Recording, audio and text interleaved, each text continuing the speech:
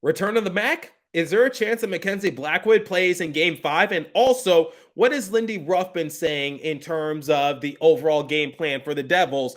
Will he change things up or will he stick to what he knows? We have a lot to talk about in today's episode of Locked On Devils. Buckle up, everybody. You're Locked On Devils, your daily podcast on the New Jersey Devils. Part of the Locked On Podcast Network, your team every day.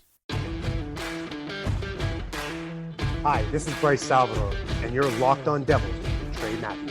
Elliotte scores! Oh, Stevens stepped up, nailed him. Brodor's got the puck. What a shot. The Devils win the Stanley Cup. Alrighty now, what is up, New Jersey? Welcome back to the Locked On Devils podcast here on the Locked On Network. I'm your host, college hockey play-by-play announcer, Devils writer for Pucks and Pitchforks, and also part-time credentialed media member, Trey Matthews. I've said this phrase before when the New Jersey Devils were about to play their Game 7 matchup against the New York Rangers in the previous series, and I'll say it now. Obviously, the circumstances are a little different because it is now Game 5, and the Devils trail in the series 3-1. So one loss, and their historic season is going to be over before we know it. So there's no tomorrow. There's no later. There's no other opportunity. You got to win ASA now. The Devils have to come away with the win in Raleigh. And obviously, there's been a lot of doubt. There's been a lot of discussion. And people right now have their backs against the wall. Obviously, the players have their backs against the walls because if you guys missed the previous episode, I had the chance to speak with Nico Hischier, Damon Severson, and Dougie Hamilton. It wasn't a very happy locker room. And even though I didn't get the chance to speak with Vitek Vanecek, I could tell that he was not really in the best of moods. Obviously, he had his head down. He couldn't look the media personnel into the eyes. I talked about Lindy Ruff, how he stormed out of his post-game press conference, and I didn't have the chance to ask him a question when he was at the podium. But anyway, that's all behind us, and now the Devils have to focus on Game 5 because, like I said, one loss and they're done.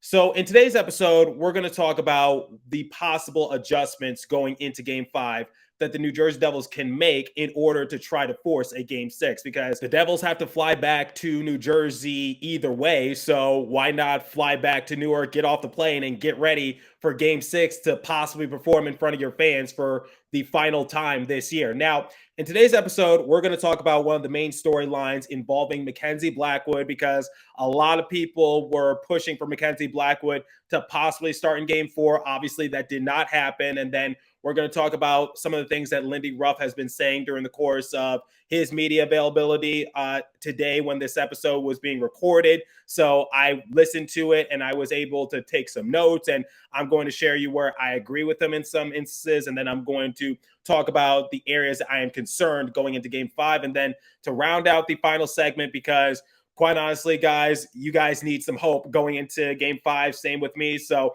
I'm going to just revisit my interview with Bruce Driver because obviously Bruce Driver was a part of the 1995 Stanley Cup championship team, the first Stanley Cup that the Devils brought home in franchise history. And he talked about the story of getting to that process. So I figured the Devils could use some motivation, and the same can be said for the fan base. Now, let's start with Mackenzie Blackwood. So where did these rumors start circulating? So apparently Elliotte Friedman, he was on the Jeff Merrick show, and prior to Game 4, he was saying, like, don't be surprised if Mackenzie Blackwood is the starter in net for the Devils. And basically that sparked a huge discussion amongst the Devils discourse because a lot of people were saying, like, the Devils got nothing to lose at this point. Let Mackenzie Blackwood give his chance in the playoffs, and we'll see what happens from there. People were saying, like, no, just go back to Akira Schmid, yada, yada, yada. So before I give you guys my thoughts, let's talk about the backstory as to why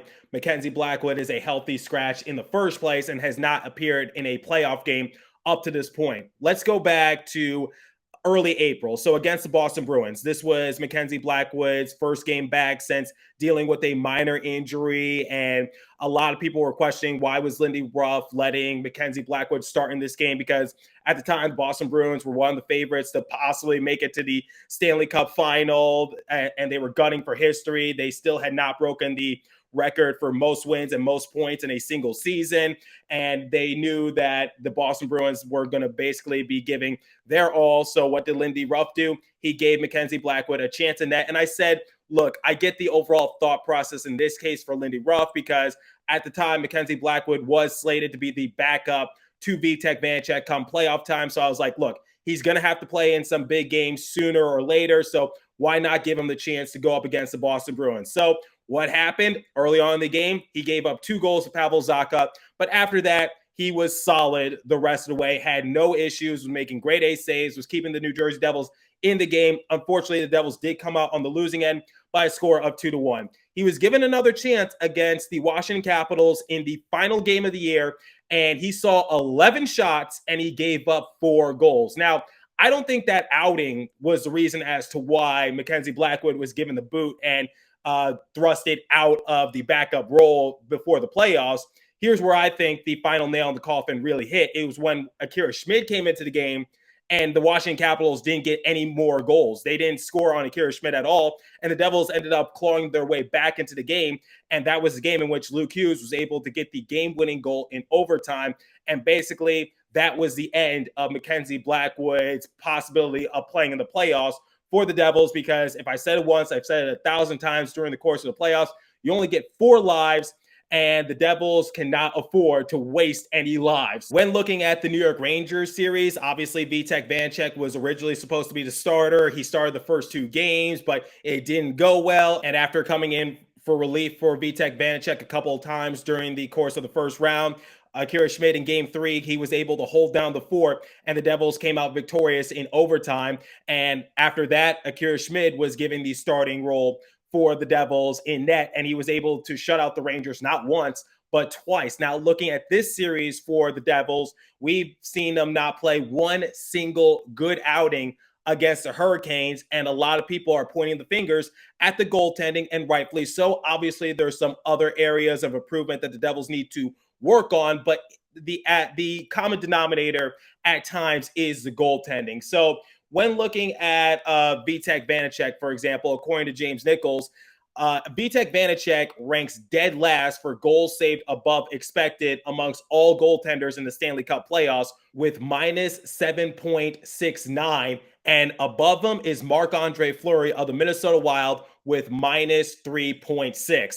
Just to give you some insight as to how bad Vitek Vanecek has been during the course of the playoffs. You still don't believe me? Well, his record is 1-3. His goals against average is 4.64, and his save percentage is 825. I guess this is what the Washington Capitals fans remember Vitek Vanecek for, which is he's good during the regular season, but come the playoffs, he just completely crashes and burns. And then when looking at Akira Schmid, it hasn't been the best series for him either, but his record is 4-3. He has a goals against average of 2.29 and a save percentage of 921. And like I said, he has 2 shutouts because he was able to shut out the Rangers twice in the previous series. Now, is it worth the risk to put in Mackenzie Blackwood for game 5 of the second round? Because like I said, the Devils trailed the series 3-1. Their goaltending hasn't been all that good. Is it time to pull out the desperation card and see if Mackenzie Blackwood can stand tall in between the pipes?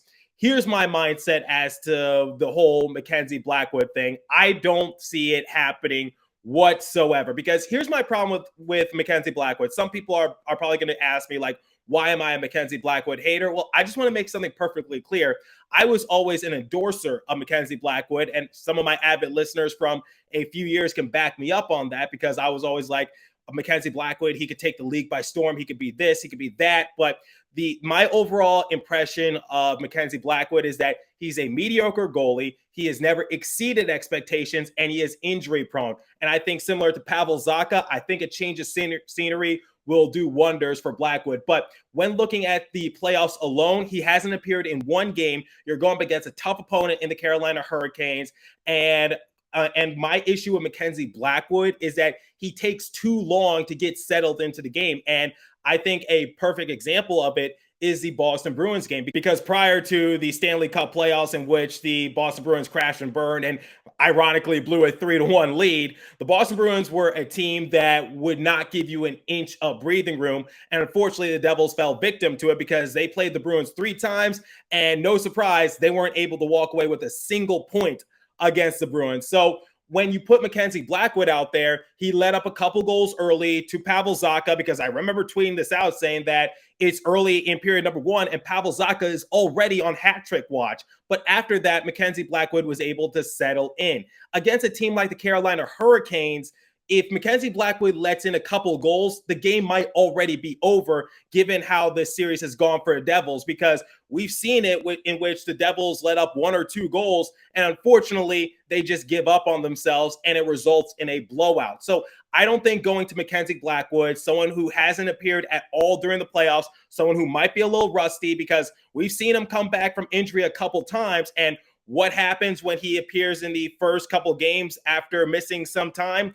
Unfortunately, he does not perform up to standards. Now, he's able to get it going, but it takes him too long. So when I think of him just appearing in the playoffs, I just think of it as like him returning from injury and unfortunately not really performing up to standards. That is my concern with Mackenzie Blackwood, is that, yes, he might settle into a game nicely, but it might be too little too late. So if he lets up 2 goals, similar to that game against the Boston Bruins, the game might be over. If he lets up 4 goals on 11 shot attempts, the Devils might as well be getting ready for their exit meeting interviews, because there's no way they're going to mount a comeback against the Carolina Hurricanes if the Hurricanes go up by 3 or so goals. Just no way that's happening. I haven't seen it throughout the series at all. So these games have been blowouts for the Devils in which they lose, and it's not all that good, yes, but at the same time, if you're expecting Mackenzie Blackwood to play savior, I honestly wouldn't be holding my breath if I were you. So Mackenzie Blackwood, I'm not trying to crap on him, but I just don't have the confidence that he is going to be the answer. Now, here's a scenario that I could foresee happening, which is maybe Lindy Ruff scratches Vitek Vanecek and decides to make Mackenzie Blackwood the backup in game 5. So if Akira Schmid doesn't have a good outing, you don't have to go to Vitek Vanecek, because if Akira Schmid is getting pulled from the game, the game is pretty much out of reach. So you got everything to gain, but nothing to lose, because the game is pretty much over at that point. That's the only scenario in which I foresee happening. So I really don't think we're going to see a Mackenzie Blackwood sighting in game 5, especially since it's an elimination game for the Devils. I think you got to stick with Akira Schmid. He hasn't been perfect in this series by any stretch of the imagination, but at the same time, I trust Akira Schmid more than I trust Vitek Vanecek or Mackenzie Blackwood at this point, because once again, Akira Schmid, his goals against average is 2.29 and his save percentage is 921. And when looking at game 1 and 2, it's not really Akira's fault, because he's making those crucial saves, something that Vitek Vanecek wasn't doing in game 4. So that's my thing, which is Akira Schmid, yes, he was pulled relatively early from game 1 and game 2, but Lindy Ruff even said it. It wasn't because he was performing bad. It was just because he wanted to see a possible change of momentum from his team, because that's why you do a goalie swap at times. So I don't think Akira Schmid is going to be losing his starting role in game 5 to Mackenzie Blackwood. I just don't foresee it happening, and that's my overall opinion. And during the course of a recent Devils practice, a reporter was basically hinting at possibly starting Mackenzie Blackwood in favor of Vitek Vanecek or Akira Schmid. He didn't explicitly say Mackenzie Blackwood's name, but he was like, do you go back to Akira Schmid? Do you try something else? I think he was subtly just trying to hint at Ruff, saying like, would you possibly start Mackenzie Blackwood? And Lindy Ruff gave the usually cliche response that he usually does when it comes to talking about goalies. He says, it's a discussion we'll all have. And now this is going to lead into the next segment, in which I talk about Lindy Ruff and what he thought about a day after the whipping that the New Jersey Devils took, in which they came out on the losing end by a score of 6-1 in the previous game. Okay, a day after the New Jersey Devils lost 6-1 to the Carolina Hurricanes and now trail the series 3-1, Lindy Ruff spoke to the media. And like I said in the previous episode, guys, Lindy Ruff was a little grouchy. He was a little snippy with his responses because he was not in a good mood, similar to a lot of his other players. But I can understand it. And like I told you guys, I had the microphone in my hands. I was waiting for my turn to ask a question, but Lindy Ruff ended the press conference about 6 minutes into it. And I just said, you know what? I read the room. I was going to ask him a question about goaltending. I know he usually doesn't answer premature goalie questions involving the next game. I read the room. He's not in a good mood. So in a way, I'm actually glad that I did not ask my question to Lindy, because I don't think it would have been a decent or genuine response on his end. So in that case, I'm actually glad that Lindy waited an extra day and someone else was able to ask him those hard-hitting questions. Now, at practice today for Lindy Ruff, he talked about some of the things that went wrong in the previous matchup for the Devils in more detail. And similar to what Amanda Stein was telling him before she started asking her respective questions, she was like, look, it's been a day, you got some rest, and what's your overall mindset at this very moment? And he says the analysis still remains the same, because he feels as though the New Jersey Devils let down Vitek, Vanecek early on in the game, because I will give credit where credit is due, because let's face it, not much credit could be given to the Devils in the previous matchup, but I did see Vitek, Vanecek make some crucial saves early on in the game, and I even wrote it down while I was taking notes up in the press box, which was Vitek, Vanecek was making some of those crucial saves for the Devils, but after the Devils just allowed for the Carolina Hurricanes to basically overpower them once again, it was just all downhill from there. Vitek, Vanecek lost his confidence, and we all know what happened. The New Jersey Devils, in their own words, they just stopped skating, they stopped playing, and they just didn't want to be there at that point. But we've talked enough about that. Lindy Ruff basically said that the Devils were playing too slow. He wants them to play faster, support the puck, and get guys around the puck. And this is a quote. He said, all year long, when we play that way, we had great success. Now, here's the thing. The New Jersey Devils have had a very successful season, don't get me wrong. And Lindy Ruff is one of the winningest coaches in NHL history. He has a lot of playoff experience, so I definitely tip my cap to him in that regard. But when he's saying, like, we need to play faster, we need to support the puck, and we need to get guys around the puck, he's absolutely right, because maybe not the faster part, because the Devils are trying to play fast, but the Carolina Hurricanes are negating their running attempts. And then support the puck. Obviously, you can't have 26 giveaways in front of Vitek, Vanecek. That's not going to work.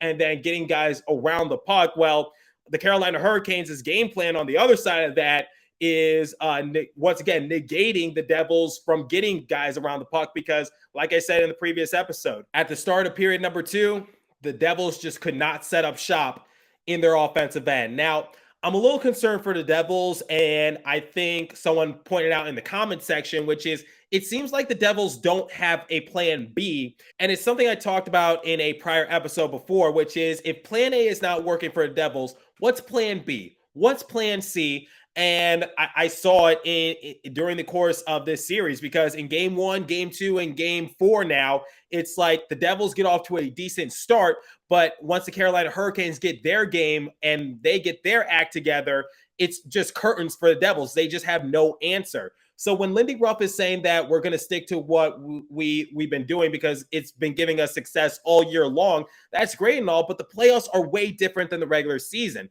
And you don't have to take my word for it. PK Subban literally said the same thing, which is the Devils don't seem to have a plan B. Okay, it's an elimination game. Obviously, what you've been trying to draw up, whatever the case might be, it's not working, because once again, the Devils, it's just wash, rinse, and repeat. It's the same thing over and over again. How are they going to respond to it? My thing is simply this, which is, okay, how do you limit some of those pass attempts by the Carolina Hurricanes? Because it seems like they know how to dominate you on both ends of the sheet of ice, and you have no answer for it. That's my concern for the Devils, especially going into an elimination game. Yes, the speed has worked out well for the Devils during the course of the regular season, and it's what's gotten them those 52 wins. It's what's gotten them into second place in the Metro. And luckily, the New York Rangers, they just, I guess you could say, they played down to the competition a little bit for the Devils, because they acknowledged this on the ESPN broadcast, which was the Rangers, it looked like they tried to play a similar style like the New Jersey Devils, which is East-West style type of hockey, and it didn't work. And the only line that could keep up with the Devils in that instance was the kid line. Now, when you're facing a team like the Carolina Hurricanes, I think it's not just playing fast, supporting the puck, or supporting the puck is a big one. But I think it's just, how do you match the intensity? How do you match the physicality? And Damon Severson told me that post game when I spoke to him in the locker room, which was, it seems like the Devils have trouble matching the intensity. So that's another thing that I hope Lindy Ruff is writing down as he's preparing for Game 5, because it's not only just playing faster, it's not only just like doing everything you just listed and just trying to do what you did during the course of the regular season, but it's the other metrics as well. Devils are getting bullied out there. They're not getting physical enough, and I think that's been their Achilles heel, which is other than like Timo Meier, Curtis Lazar, maybe the BMW line at times, the Devils just don't have enough physicality. And I was talking to a fellow podcaster in a private DM, basically saying, like, I think an offseason need for the Devils, given how they've been performing in the second round against the Hurricanes, is they're going to need another physical type player, someone who can assert themselves. And when I spoke to Ryan Novozinski just a few episodes ago, he literally said the same thing. He quoted Jersey Joe and said, like, the Devils need a bunch of Sasquatches out there to try to bully their way and try to match the intensity for the Carolina Hurricanes, because once again, that's been their Achilles heel. So, and also when Lindy Ruff is saying that the Devils were playing too slow, I don't think that's the case. I think it was that the Devils just gave up on themselves midway through period number 2, and they just had no life in them. And it's not even my words, once again. That's Nico Hischier's words. And when you saw the Devils give up that final goal to make it a 6-1 game for the Carolina Hurricanes, you just saw Dougie Hamilton. He didn't even make an attempt. He just gave up on the play and was just like, whatever, score it. The game's over. Who cares? So you don't have to just take my word for it. PK Subban has been saying the same thing as me. There's no plan B. Ryan Novozinski has been saying the same thing as me, which is the Devils need some physicality out there. They need some Sasquatches out there. And also another fellow Devils personality who I'll leave anonymous, he was like, I think the Devils need some physicality during the course of the off season. So once again, Lindy Ruff is, if it ain't broke, don't fix it. But in this case, it's very broke, and you very much need to fix it. And one thing that's just a pet peeve of mine that I think Lindy Ruff needs to fix is that I think Brendan Smith is not going to work out, because he had a lot of giveaways in the previous matchup. I think he was tied with Dougie Hamilton for second most amount of giveaways in the previous matchup. And first was Jack Hughes with 6. And so Dougie Hamilton, obviously you got to keep him in the lineup because he can actually generate some offense. I know it's been a bit of a struggle, but for Brendan Smith, he needs to get out of there. It either has to be Brendan Smith or Luke Hughes if Ryan Graves is still out, because Luke Hughes did not have a good showing in the previous matchup as well. So it's got to be one or the other. And preferably I would like Luke Hughes, because given how well Luke Hughes played in Game 3, I'll put all my eggs in the basket for Luke Hughes as opposed to Brendan Smith. So no more of this 11-7 lineup. Okay. It worked somewhat in Game 3, but like I said, even that wasn't a good outing for the New Jersey Devils. So that's my little bit of a tangent, and that's what I want to see Lindy Ruff improve on going into Game 5, because quite honestly, guys, be prepared. That might be the final game of the season for the Devils. Hopefully they're able to extend it to Game 6, and if they're able to play in front of their home fans, maybe they could get some home cooking, and miraculously they could force a Game 7. But that's down the line, and they got to take it game by game. Now, before we continue and I wrap up this episode, let me tell you guys about Game Time. So for all of you that are in Raleigh and you want to see the game up close and personal, why don't you head over to the Game Time app? Because forget planning months in advance, Game Time has deals on tickets right up to the day of the event. Get exclusive flash deals on tickets for football, basketball, baseball, concerts, comedy, theater, and more. The Game Time guarantee means you'll get the best price if you find tickets in the same section and row for less. Game Time will credit you 110% of the difference. Get images of your seat before you buy so you know exactly what to expect when you arrive. Buy tickets in a matter of seconds. 2 taps and you're set. Tickets are sent directly to your phone so you never have to dig through your email. Download the Game Time app, create an account, and use the code LOCKEDONNHL for 20% off your first purchase. Terms apply. Again, create an account and redeem code LOCKEDONNHL for $20 off. Download Game Time today. Last minute tickets, lowest prices guaranteed. And speaking of saving some extra money, You know what? If you're looking to create a business, you need Indeed, because Indeed is a hiring platform where you can attract, interview, and hire all in one place. Instead of spending hours on multiple job sites searching for candidates with the right skills, Indeed's powerful hiring platform can help you do it all. With Instant Match, over 80% of the employers get quality candidates whose resume on Indeed matches their job description the moment they sponsor a job, according to Indeed Data US. So get on the winning team and log on to Indeed. Start hiring now with a $75 sponsored job credit to upgrade your job post at Indeed.com/locked on. Offer good for limited time. Claim your $75 credit now at Indeed.com/locked on. Indeed.com/locked on. Terms and conditions applied. Need to hire? You need Indeed. Okay, so to wrap up today's episode and give you guys some hope, in yesterday's episode, I was able to speak with Nico Hischier. And like I said early on in the episode, he was like, look, the team needs to believe in themselves, essentially. And he said, for anyone who doesn't believe, then you have to stay in New Jersey and don't come to Raleigh, because it's not over yet. It's coming down to one game. The Devils still have one game to play with. And I just want to applaud Nico Hischier's leadership once again. I shared it on Twitter and you guys took it by storm. So thank you for showing appreciation on my social media platform once again. But I want to talk about a former Stanley Cup champion in Bruce Driver, because Bruce Driver was a part of the first Stanley Cup championship New Jersey Devils team back in 1995. And he was one of the assistant captains of the team. And going back in history, the last time the Devils were able to overcome a 3-1 deficit, you would have to go back to the year 2000 when they played against the Philadelphia Flyers and they were able to punch their ticket to the Stanley Cup final. And that year, they were able to beat the Dallas Stars, and they were able to win their second Stanley Cup in franchise history.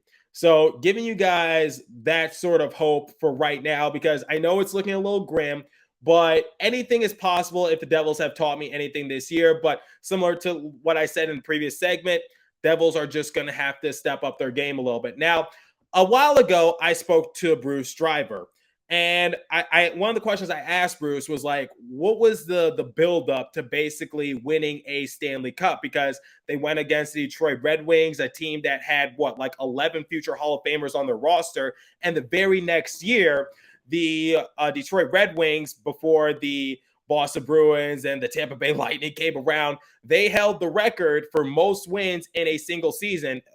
They were able to do it the following year after they lost in the Stanley Cup to the New Jersey Devils, just giving you guys some reference once again. But nonetheless, that was a very good stretch of seasons for the Detroit Red Wings. And Bruce Driver acknowledged that they were underdogs going into the matchup. And he also said that throughout the entirety of the playoffs, they were underdogs. But one of the things that Bruce Driver touched upon was that it wasn't just about that Devils team just catching lightning in a bottle and making it to the Stanley Cup final. No, they had some heartaches along the way. I think any longtime Devils fan can remember 1994, in which the Devils lost to the New York Rangers, and the Rangers ended up becoming Stanley Cup champions. So that was definitely some hardships. And he also talked about the past even before 1994. So Bruce Driver just basically said, like, look, he sees a lot of similarities to this team and his championship team, which is they're young, they're driven, they're determined.